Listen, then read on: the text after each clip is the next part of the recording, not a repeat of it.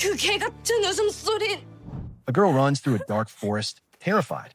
She keeps looking back as if someone is chasing. In her panic, she trips on a staircase and falls hard to the ground.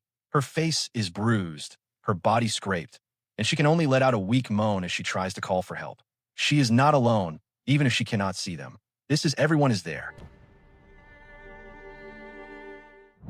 Soo Yeon is a 16-year-old high school student who is constantly bullied by her classmates. She lives by herself because her mother has passed away and her father works overseas. When she wakes up in the hospital, a police officer questions her about what happened, but she stays silent. Soon after, her teacher arrives with the parents of the students accused of bullying her. The officer says that CCTV footage shows their children taking her toward the mountains, but the parents deny it. One parent even offers money if his daughter is found guilty. The next day, Soo Yeon's teacher informs the principal about the attack, but the principal refuses to act in order to protect the school's reputation. At the same time, the officer contacts her father overseas, but he shows little concern and only offers money instead of support. Feeling hopeless, Soo Yeon tries to end her life, but a mysterious woman stops her. She introduces herself as Kong Il-young, a counseling teacher assigned by the police to help with the case. Il-young encourages Soo Yeon to speak up, saying it will lead to solutions, but Soo Yeon's trauma keeps her quiet.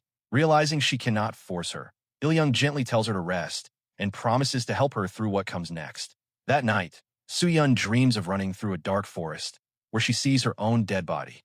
She wakes up in shock, remembering Il-young's promise to return and help her. The next day, Joo Jin, one of the students who hurt Soo Yeon, comes to the hospital. She brings a new school uniform, but her visit feels cold.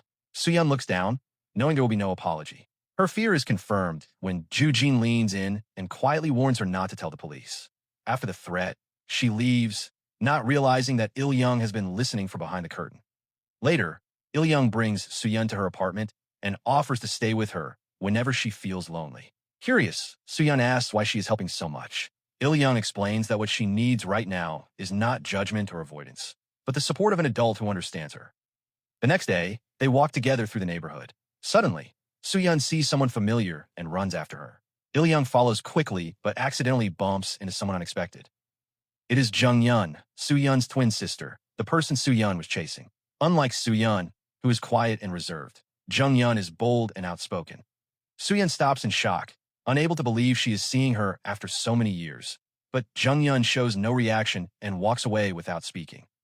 That night, Soo Yeon opens up to Il-young about her past. Her parents divorced when she was young, and at the age of 4, she was sent to live with her father. She never saw Jung Yeon again. Even after their mother died, she searched for her, but this was the first time they had met since childhood. A few days later, Il-young sees Jung Yeon stealing a lipstick at a cosmetic shop. She follows her outside, introduces herself, and tells her about the bullying Soo Yeon has suffered. She asks Jung Yeon to help, but Jung Yeon refuses, saying she does not care about her sister's problems. Determined, Il-young warns she will report the theft unless she agrees, even offering money. With no choice, Jung Yeon reluctantly accepts. That night, Jung Yeon visits Soo Yeon's apartment, where Il-young explains her plan. She wants Jung Yeon to stay with Soo Yeon and pretend to be her at school for a short time. The goal is to let the bullies believe they are targeting the same timid girl, only to face someone who will fight back. Jung Yeon refuses, unwilling to play her sister's role. Il-young insists it will be temporary, only until Soo Yeon transfers to another school. But she also stresses that the bullies must face consequences first. Jung Yeon leaves, still rejecting the idea. On her way home, she receives a video showing Soo Yeon being brutally assaulted. The footage shocks her and fills her with anger. Realizing the extent of the cruelty, she turns back to the apartment and agrees to help her sister get revenge. The next day, Jung Yeon walks into class with confidence, surprising everyone. To the students, she still looks like Soo Yeon, but her sharp attitude feels different. When Joo Jin tries to provoke her, Jung Yeon immediately recognizes her as one of the attackers. Without hesitation, she shows the video as a warning. Joo Jin, furious, lunges at her, expecting to face the same helpless victim. This time, Jung Yeon fights back. She slaps Joo Jin, drags her down, pulls her hair, slaps her again, and grabs her by the neck, all while recording the fight with a cold smile. The classroom goes silent in shock. None of Joo Jin's friends intervene until a teacher rushes in and breaks it up, sending both girls to the office. During questioning, Jung Yeon smirks and warns Joo Jin to think about her actions before things get worse. After Joo Jin leaves, she confronts the teacher, accusing them of protecting bullies instead of helping victims, which only causes more harm and leaves problems unresolved. Back at the apartment, Jung Yeon shows Soo Yeon the video of her choking Jujin. Soo Yeon is upset and tells her that violence is not a real victory. She explains that answering cruelty with more cruelty only makes someone the same as their bullies. Il-young disagrees, saying that real closure will only come when the bullies apologize sincerely and admit what they did. The next day at school, Jujin and her friends avoid Jung Yeon, still thinking she is Soo Yeon. Jung Yeon enjoys their fear and mocks them whenever she can. That evening, she comes back to the apartment with bags of items she bought using the money Il-young gave her for helping with the plan. Among them is a small gift for Soo Yeon, since it is their birthday. In return, Soo Yeon brings out a simple cake, admitting it is the first time she has ever celebrated. For the first time in years, the sisters share a quiet moment of happiness together. The next morning, while Jung Yeon is still asleep, Soo Yeon slips out and heads to school. On her way, she sees her teacher rushing into the principal's office and decides to listen from outside. She overhears Jujin's mother pressuring the school to cover up her daughter's bullying. Because of her influence, the principal treats her with respect and even agrees to expel Soo Yeon. Crushed by what she hears, Soo Yeon runs to the restroom in tears. Jujin finds her there and seizes the chance to torment her again. Later, Soo Yeon returns home drenched and exhausted before collapsing. Jung Yeon quickly realizes Jujin is behind it. Angry, she calls Jujin and orders her to meet at the place where Soo Yeon was once bullied, threatening to release the abuse video if she refuses. Jujin shows up alone, frightened. Jung Yeon greets her with a punch that knocks her to the ground, then ties her up. She records her in a humiliating position and threatens to throw acid in her face unless she changes her behavior. She then gives Jujin a head start and tells her to run, promising to delete the video if she manages to escape. Jujin stumbles through the dark, tripping the same way Soo Yeon once did while fleeing her bullies. Suddenly, Soo Yeon arrives and begs Jung Yeon to stop. She says this is not the justice she wants.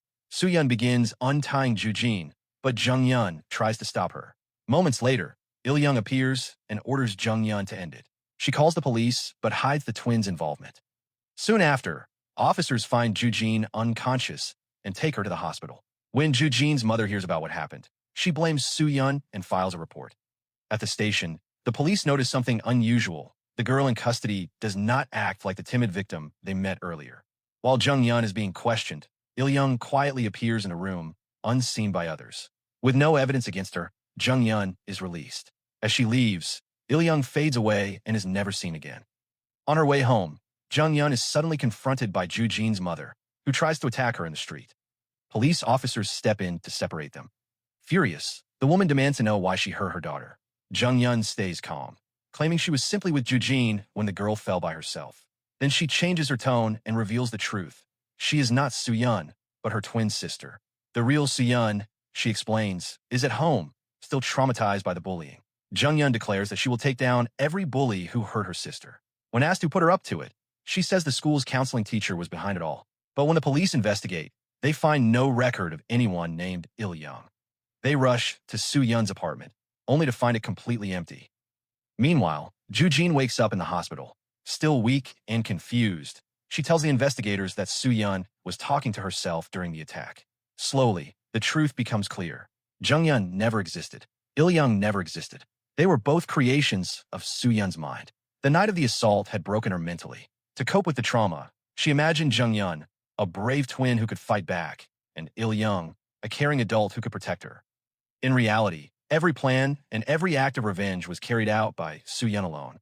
After confronting Jujin, Soo Yeon walks away, imagining Il-young smiling beside her. She talks about wanting to become a good counseling teacher, just like Il-young. But the truth is much sadder. Soo Yeon had already died not long after crying out for help. Everything that happened after was only an illusion, a story she created in her mind during her final moments. So the moral of the story is, if life doesn't give you a hero, just make one up in your head.